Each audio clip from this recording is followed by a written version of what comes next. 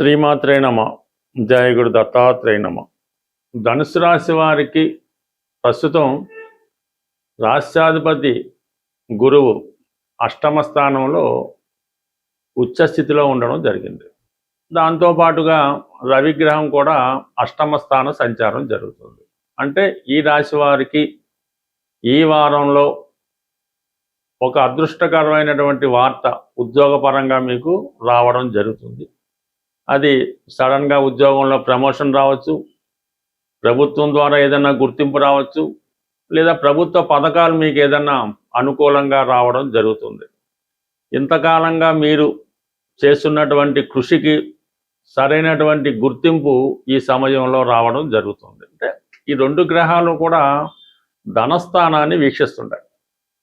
మరి రవి ధనస్థానాన్ని వీక్షించడం వల్ల తండ్రి గారి సహకారం కానీ, గురువుల సహకారం కానీ, మీ పిల్లల యొక్క సహకారం కానీ మీ కుటుంబానికి రావడం జరుగుతుంది. మరి గురువు కూడా మీ కుటుంబ స్థానాన్ని చూడటం వల్ల కుటుంబంలో ఒకరికి గుర్తింపు, ఉద్యోగం, గౌరవ హోదా రావడం కానీ, వివాహం ద్వారా ఎవరో ఒకరు మీ కుటుంబాన్ని కొత్తగా కలవడం కానీ జరిగే అవకాశం ఉంది. కొన్ని సందర్భాల్లో మీ కుటుంబంలో కుటుంబ సభ్యుల సంఖ్య పెరుగుతూ ఉంటుంది. అంటే మీకు పిల్లలు, మనవలు, మనవరాళ్ళు పుట్టడం కానీ, ఈ విధంగా మీరు కుటుంబం అంతా సంతోషంగా ఉండడం జరుగుతుంది.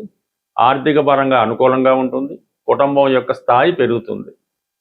ఇక కుజుడు 6వ స్థాన సంచారం, ఇంచుమించుగా మనకి కుజుడు ఆగస్టు 2వ తారీఖు వరకు కుజుడు 6వ స్థానంలో ఉండడం వల్ల శత్రువులు, రోగాలు, రుణాలు వీటి నుంచి మనకి విముక్తి రావడం జరుగుతుంది. 6వ స్థానం విజయస్థానం కాబట్టి ఇది క్రీడాకారులకు కానీ, నిరుద్యోగులకు కానీ ఉద్యోగ అవకాశాలు, విజయ అవకాశాలు పెరుగుతాయి. అలాగే రుణ ప్రయత్నాలు ఫలించడం జరుగుతుంది. పాత రుణాల నుంచి విముక్తి కూడా రావడం జరుగుతుంది. మీకు ఏమైనా కోర్టు సమస్యలున్నా, ఆర్థిక లావాదేవీలున్నా, అన్నదమ్ములతో విభేదాలున్నా అవి మీకు అనుకూలంగా రావడం జరుగుతూ ఉంటుంది. అలాగే ఈ సమయంలో మీరు భూములు, స్థిరాస్తులు కొనడం కానీ, ఏదైనా కొద్దిగా ధనం రుణంగా తీసుకొని ఒక స్థిరాస్తి కొనాలనే మీ ప్రయత్నం కూడా నెరవేరుతుంది. ఎందుకంటే 6లో ఉన్నటువంటి కుజుడు 12 వీక్షించడం వల్ల, అంటే 12వ స్థానంలో కుజ ప్రభావం ఉన్నప్పుడే మనం ఏదైనా భూమి కానీ, ఇల్లు కానీ, స్థిరాస్తి కానీ కొనగలుగుతాం. అలాగే కుజుడు రాశిని కూడా వీక్షిస్తున్నాడు. ఈ ఆగస్టు 2వ తారీఖు వరకు కుజుడు 6వ స్థానం నుంచి రాశిని వీక్షించడం వల్ల మరి మీకైనా దీర్ఘకాలిక అనారోగ్య సమస్యలతో ఉన్న వాళ్ళు కానీ, ఏమైనా సర్జరీ లాంటివి చేయించుకోవాలనుకున్న వాళ్ళకి ఈ సమయంలో అది సడన్గా కాకుండా ఇష్టపూర్వకంగా మీకు ఏదైనా ఒక సర్జరీ జరగడం కానీ, వైద్యపరమైన పరీక్షలు కానీ, వైద్యుల్ని సంప్రదించడం కానీ, ఇటువంటి మీరు ఆరోగ్యం బాగుపరుచుకునే నిమిత్తం కొన్ని పరీక్షలు లాంటివి చేయించుకునే అవకాశం ఉంది. బట్ ఏదైనా మీరు ఈ వారం అంతా చాలా యాక్టివ్గా, హుషారుగా ఉంటారు. చాలా సమస్యల నుంచి మీకు బయటపడడం జరుగుతుంది. 3లో ఉన్నటువంటి రాహు మీరు ఏ ప్రయత్నం మొదలెడదాం అనుకున్నా పెద్ద వాళ్ళు సహకరిస్తూ ఉంటారు. దానివల్ల అంటే మీరు చేసే ప్రయత్నాలు ఆ విధంగా ఉంటాయి, వారి సహకారం కూడా ఆ విధంగా ఉంటుంది. పైపెచ్చు దశమాధిపతి బుధుడు వక్రగమనంలో 7వ స్థానం నుంచి రాశిని వీక్షించడం వలన కొత్త వ్యాపార ప్రయత్నాలు కానీ, ఉద్యోగ ప్రయత్నాలు కానీ ఈ సమయంలో మీరు ప్రయత్నం చేయడం జరుగుతుంది. వాటి ప్రయత్నం చాలా వరకు నెరవేరుతూ ఉంటుంది. అంటే బుధుడు ఈ జూలై 24 వరకు వక్రగమనంలో ఉండడం వలన చేసే ప్రయత్నాల్లో కొద్దిగా అటు ఇటు ఊగిసలాడుతూ ఉంటాయి. 2-3 ప్రయత్నాలు చేస్తుంటారు. ఏ ప్రయత్నం కూడా సరిగ్గా సక్సెస్ అయితే అవ్వదు. అయితే జూలై 24వ తారీఖున బుధుడు రుజుమార్గంలోకి రావడం వల్ల అక్కడ నుంచి కంప్లీట్గా అటు వృత్తిపరంగా కానీ, మిగతా వ్యాపార పరంగా కానీ కంప్లీట్గా మీరు అనుకున్నటువంటి పనులు నెరవేరడం జరుగుతూ ఉంటుంది. అలాగే ఈ సమయంలో మీరు ఏదైనా 2వ వివాహం కోసం ప్రయత్నం చేస్తుంటే అటువంటి ప్రయత్నాలు ఈ సమయంలో నెరవేరే అవకాశం ఉంటుంది.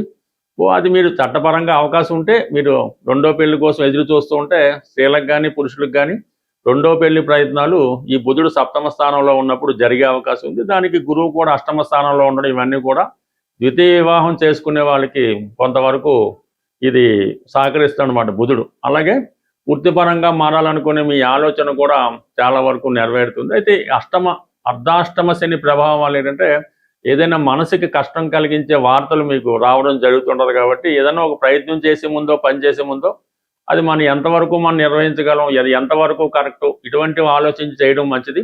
బట్ ఏదైనా 4వ స్థానంలో శని భగవాన్ ఉన్నప్పుడు మాతృ సౌఖ్యం తక్కువ అవుతుంది. మరి తల్లిగారికి ఏదైనా హెల్త్ పరమైన ప్రాబ్లం రావచ్చు. అలాగే మనకి సొంతంగా స్థిరాస్తి ఉన్నప్పుడు దాని మీద కొన్ని ఇబ్బందులు రావడం జరిగే సూచనలు ఉన్నాయి. బట్ ఏదైనా మన ధనుసు రాశి వారికి ఈ బుధుడు రాశిని చూస్తున్నాడు కాబట్టి విష్ణు సహస్రనామ పారాయణ వల్ల మీ సమస్యలకు పరిష్కారం దొరుకుతుంది. తీవ్రమైన ఆర్థిక ఇబ్బందులతో ఇబ్బంది పడుతున్నవారు, అలాగే భార్య వలన కానీ స్త్రీల వలన కానీ, అంటే తల్లి వలన అక్క చెల్లెల వల్ల ఇబ్బందులు పడుతున్న వాళ్ళు, వారు కొంత కష్టమైన చాలా ఓర్పుతో ఈ ఆషాఢ మాసం జరుగుతుంది కాబట్టి ఇప్పుడు కానీ వీలైతే ఇప్పుడు, లేని పక్షంలో శ్రావణ మాసంలో కొల్హాపూర్ మహాలక్ష్మి అమ్మవారి ఆలయాన్ని సందర్శించవలసి ఉంటుంది. సందర్శించి అమ్మవారికి ఇక్కడ ఆనవాయిగా చీర, కొన్ని ఫ్లవర్సు, ఒక కొబ్బరికాయ ఇవి అమ్మవారికి ఇవ్వడం జరుగుతూ ఉంటుంది. అవి మీ స్థాయిని బట్టి ఈ తాలిబొట్టు, పసుపు అన్నిటితో పాటు అమ్మవారికి సమర్పించండి. అక్కడ వాళ్ళు మీకు మీరిచ్చిన కొబ్బరికాయనే తిరిగి మీకు ఇవ్వడం జరుగుతూ ఉంటుంది. పీస్తో ఉన్నది ఇస్తారు. అది చాలా జాగ్రత్తగా మీరు ఇంటికి తెచ్చుకొని మీ పూజా మందిరంలో మహాలక్ష్మి అమ్మవారు, అంటే ఏదో అమ్మవారి ఫోటో ఉంటుంది కదా, ఆ ఫోటో దగ్గర ఈ కొబ్బరికాయ, పీస్తో ఉన్న కొబ్బరికాయ జాగ్రత్తగా పెట్టుకొని దాని పక్కనే ఒక జాడీ లాంటి హుండీ లాంటిది పెట్టుకోవాలన్నమాట. జాడీ అంటే మంచిది, అది ఎంత పెద్దైనా చిన్నదైనా పర్లేదు. అందులో ప్రతి శుక్రవారం ఎంతో కొంత ధనాన్ని వేయటం, ఆ కొబ్బరికాయ ఆ జాడీ పైన పెట్టడం వల్ల మీరు వారం వారం రోజు రోజు ఏదో విధంగా ఎంతో కొంత మీకు తోచింది బ్రేక్ లేకుండా వేస్తూ ఉంటే మీకు ఉన్నటువంటి అన్ని ఆర్థిక సమస్యలు 100% పరిష్కారం అవడం జరుగుతుంది. భార్యాభర్తల మధ్య, స్త్రీల మధ్య విభేదాలు కూడా చాలా వరకు పరిష్కారం అవుతాయి. అలాగే ఈ ఆషాఢ మాసంలో మీరు ఏ ప్రాంతంలో ఉన్న మీ గ్రామ దేవత దేవాలయాన్ని దర్శించి, మరడమ్మవారు, మావుళ్ళ అమ్మవారు, కంప్లీట్గా అక్కడ ఆనవాయితీ ప్రకారం అమ్మవారికి చీరా, జాకెట్టు, పసుపు, కుంకాలు సమర్పించడం వల్ల కంప్లీట్గా మీలో ఉన్నటువంటి ఈ ఆర్థిక సమస్యలు, కుటుంబ సమస్యలు పరిష్కారం అవడం 100% ప్రాక్టికల్గా జరుగుతుంటాయి. మీరు చేసి చూడండి. 100%గా 1000% ఇది జరిగి తీరుతుంది. ఇందులో విశ్వాసం ఇంపార్టెంట్. అలాగే మీరు ఈ పుణ్యక్షేత్రాలు దర్శించినప్పుడు, అలాగే గ్రామ దేవతను దర్శించి ఆ రోజు మీరు కొద్దిగా మీ యొక్క వ్యసనాలకి, బలహీనతలకి 100% దూరంగా ఉండాలి. ఇక ప్రధానంగా జనరల్ ప్రాస్పెరిటీ, మామూలుగా జీవితంలో ప్రధానంగా ఎప్పుడూ చేస్తుంటే కొన్ని మీకు నిత్యం సౌభాగ్యాన్ని, ఆర్థికంగా మంచి స్థాయిని, మంచి ఆరోగ్యాన్ని ఇవ్వడం జరుగుతుంటుంది. మీరు ఈ టీత్ అంటే పళ్ళు తోముకునే ముందు ఈ పటిక పొడితో పళ్ళు తోముకోవడం వల్ల జనరల్ ప్రాస్పెరిటీ ఏర్పడే అవకాశం ఉంది. అలాగే కుదిరినప్పుడు ఆవుకి పచ్చగడ్డి అప్పుడు చక్కగా వీలైతే మీరే సేకరించి ఆవుకు పెట్టడం వల్ల కూడా మీకంటే ఇది రెండిటి వల్ల ఏంటంటే మీకు బుధుడు యాక్టివేట్ అవుతుంటాడు. బుధుడు ఎంత బలంగా ఉంటే ఈ యొక్క వ్యాపారం, ధనం, చదువు అంత అభివృద్ధికరంగా ఉంటుంది. మరి కొన్ని సందర్భాల్లో అవకాశాన్ని బట్టి ఏదైనా ఒక టెంపుల్లో ఈ శనగలు, అంటే కాబూలి శనగలు, పంచదార, గోధుమ పిండి, ఈ 3 ఐటమ్స్ ఆ టెంపుల్లో డొనేట్ చేయడం వల్ల మీకు ప్రాస్పెరిటీ బాగుంటుంది. అలాగే ఏదైనా అమ్మవారి ఆలయంలో బాగా సుగంధాన్ని ఇచ్చే అగరబత్తీలు అమ్మవారి ఆలయంలో ఇవ్వటం వల్ల ప్రతిరోజు అవి వెలిగించడం వల్ల సుగంధభరితంగా ఉండాలి. మంచి కాస్ట్లీవి అమ్మవారి దేవాలయంలో ఉన్నాయి. కానీ మీరు పూజా మందిరం మెయింటైన్ చేస్తుంటే సాయంకాలం సూర్యాస్తం అయిన తర్వాత అటువంటి అగరబత్తిని మీ యొక్క గృహంలో అమ్మవారి ముందు వెలిగించడం వల్ల అది గృహం అంతా వ్యాపించడం వల్ల ఇంట్లో పాజిటివ్ ఎనర్జీ రావడం జరుగుతుంటుంది. ఇది బెస్ట్ రెమెడీ. అసలు దీనికి తిరిగే ఉండదు అన్నమాట.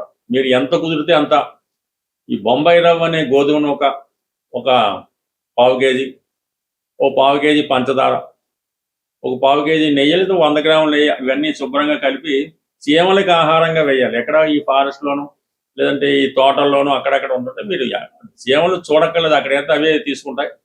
ఈ విధంగా ఇవి మీరు ఈ కొద్దిపాటి రెమెడీలు నిత్యం ఏదో ఒకటి చేయడం వల్ల వీలైతే మీకు చెరువులు అలాంటివి ఉంటే చేపలకి బిస్కెట్లు, చిన్న చిన్న బిస్కెట్ ముక్కలు ఆహారంగా వేయడం వల్ల కూడా ఈ మూగ జీవులకి మీరు ఎంత తృప్తి చేయగలిగితే మరి మీకు అంత ప్రాస్పరిటీ వచ్చే అవకాశం ఉంటుంది. స్వస్తి.